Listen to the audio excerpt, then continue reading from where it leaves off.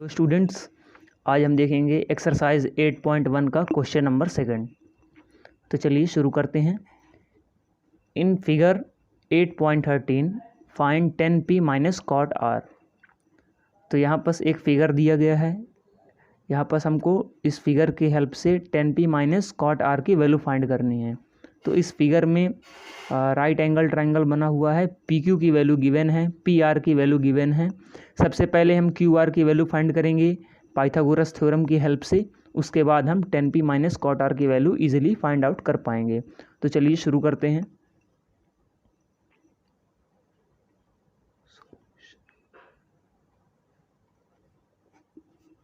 तो सबसे पहले हम पाइथागोरस थ्योरम का यूज़ करेंगे। In right angled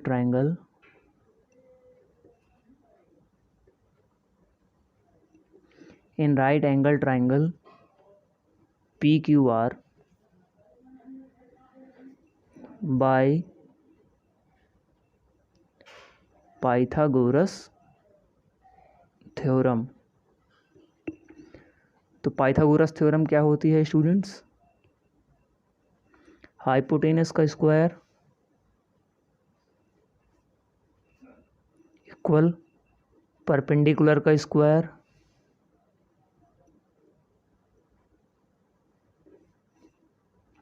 plus base का स्क्वायर।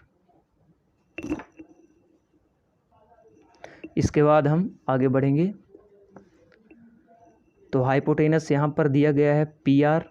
तो हाइपोटेनस की जगह हम ये वैल्यू पुट करेंगे PR का square.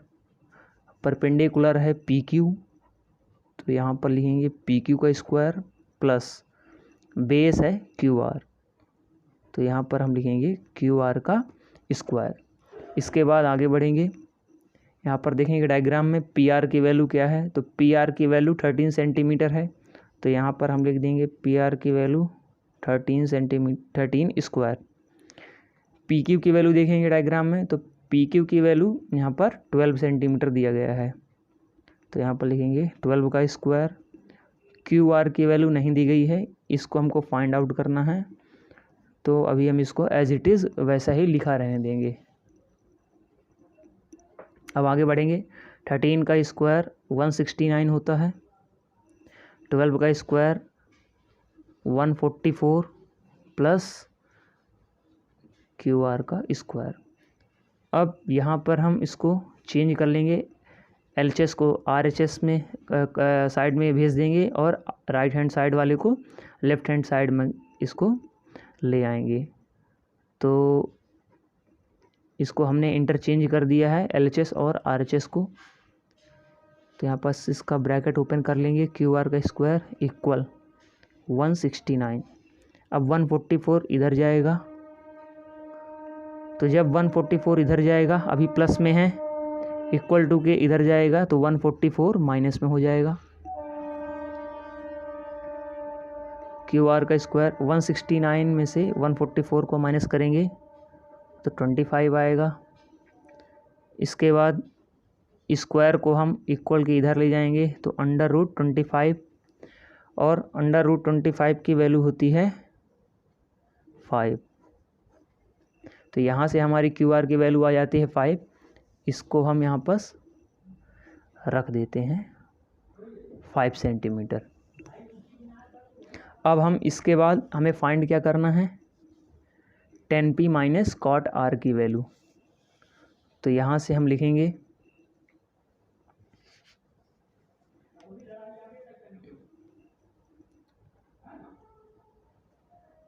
Therefore 10p minus cot R.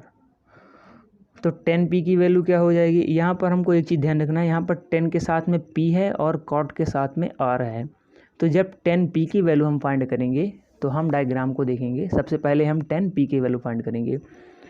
तो यहाँ पास ट्राइंगल में, राइट एंगल ट्राइंगल में 10 थीटा की वैल्यू क्या होती है, परपेंडिकुलर अपॉन बेस। तो 10p को देखना है हमको, तो थोड़ा सा हमको डायग्राम को टेढ़ा करना पड़ेगा। जहाँ पर p को हमने थीटा माना हो, यहाँ पर चूँकि r है यहाँ पर थीटा के जगह पे, तो जब हम कॉट आर की वैल्यू फाइंड करेंगे तब हम क्यू आर को बेस मानेंगे। अभी हमको 10p की वैल्यू फाइंड करना है, तो हमें इस p को थोड़ा सा टेढ़ा करके देखना होगा। तो मैं आपको इसको दिखाता हूँ, कुछ इस तरह से आप इसको डायग्राम को देखेंगे तो यहाँ से PQ जो है ये बेस बन जाएगा 10p की वैल्यू फाइंड करने के लिए। तो जब हम 10p की वैल्यू फाइंड करेंगे तो यहाँ से परपेंडिकुलर अपॉन बेस ये हो जाएगी 10p की वैल्यू। तो परपेंडिकुलर यहाँ से क्या हो जाएगा QR और बेस हो जाएगा PQ। तो 10p की वैल्यू हो जाएगी QR अपॉन PQ। तो यहाँ पर हम रखेंगे 10p की value QR upon PQ minus, अब हम कॉट आर की वैल्यू फाइंड करेंगे। तो फिर से एक बार डायग्राम में देखेंगे, कॉट आर की जब वैल्यू फाइंड करेंगे तो यहाँ पर आर जो है ये बेस एरिया में होना चाहिए। तो क्यू आर, इस तरह से हम ट्रायंगल को देखेंगे तो क्यू आर बेस में है तो ठीक है, यहाँ से हम कॉट आर की वैल्यू फाइंड कर सकते हैं। कॉट 10 का अपोजिट होता है, तो जैसे 10 थीटा की वैल्यू होती है परपेंडिकुलर अपॉन बेस, तो कॉट थीटा की वैल्यू हो जाएगी बेस अपॉन परपेंडिकुलर। तो यहाँ पर इस राइट एंगल ट्रायंगल में बेस अपॉन परपेंडिकुलर हो जाएगी कॉट आर की वैल्यू।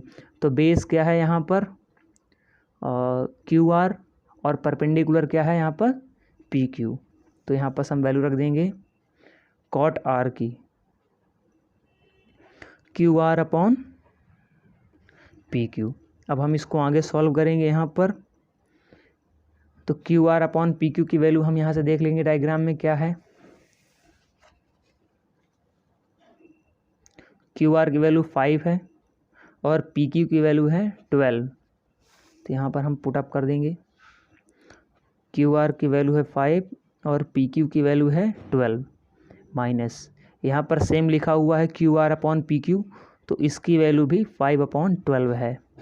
तो यहाँ पर 5/12 माइनस 5/12 को जब माइनस करेंगे तो यहाँ पर आंसर 0 आ जाएगा। तो ये रहा हमारा सॉल्यूशन। Thank you.